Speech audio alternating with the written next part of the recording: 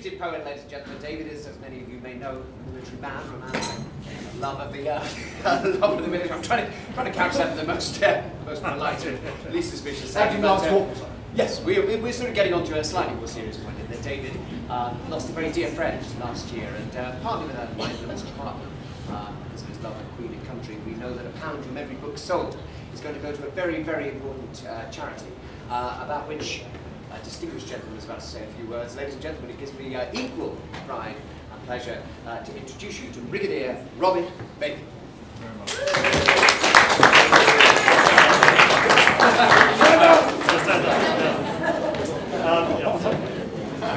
Thank you very much indeed. That's a very hard act to follow. The ABF was known as Army Benevolent Fund. We call ourselves ABF, the Soldiers' Charity. We're extremely pleased to be associated with David's very fine book, and I've read it from cover to cover. I haven't read it as well as you have, of course, but The Filthy Creatures is highly amusing and a stroke of brilliance.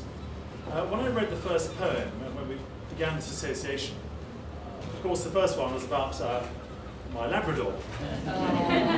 This is Joss, who's 14, by the way. He's doing very well. Very attractive. And I was very struck by the shared traits of Labradors and soldiers. Let me show you some of those. There's similarities between my Labrador and soldiers. He's had quite a military life. You know, he came to work with me a lot when he was allowed to, before health and safety left him at home.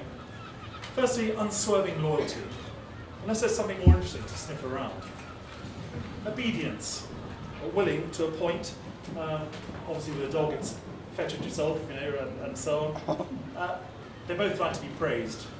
One likes to be stroked, literally, and the other metaphorically. They all pretend innocence. What, me? No shame. Obviously, they're always forgiven if they're naughty. They salt scrounge. They eat rubbish food. They get plastered. Now, my dog used to eat the plaster off the kitchen wall. And as touched upon by David in his book, flatulence in confined spaces.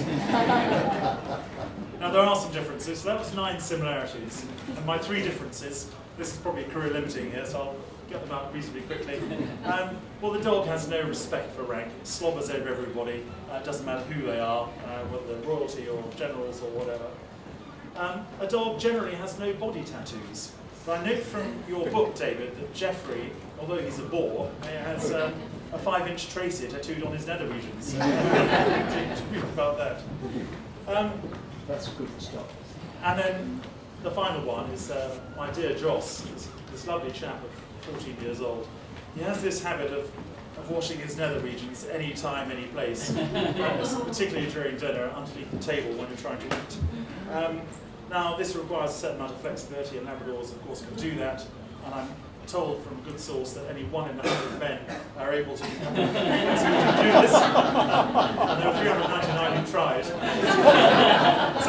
But we're very fond. I'm very fond of Labradors and soldiers, of course. And more on the charity, on a serious note. ABF, the Soldiers' Charity, we look after soldiers through life. We're not very glamorous, but we run on. We've been around for 70 years. We've looked after those who are wounded and injured and so on in the Second World War, all the way through, whether it's Malaya, Korea, national service and so on, right till now. And so we've got to prepare ourselves to be around for the next 70 years, looking after those people, the youngsters of today, or the oldsters of tomorrow. Last year we looked after over 10 people who were over age 100.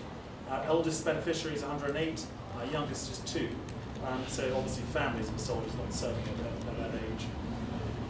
We disperse about £8 million a year.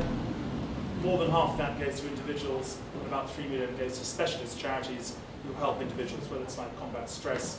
There's been some lovely charities around gardening, and you may have seen we had a Chelsea gold-winning garden this year, which was absolutely fabulous. But we do help people get back into work.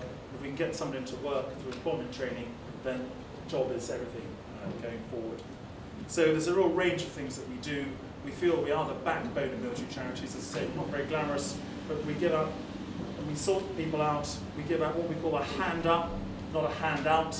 A hand up is important, because a handout is just taken for granted and we'll give me more. And we've been here for a very long time. So thank you very much indeed for supporting the Soldiers' Charity through David.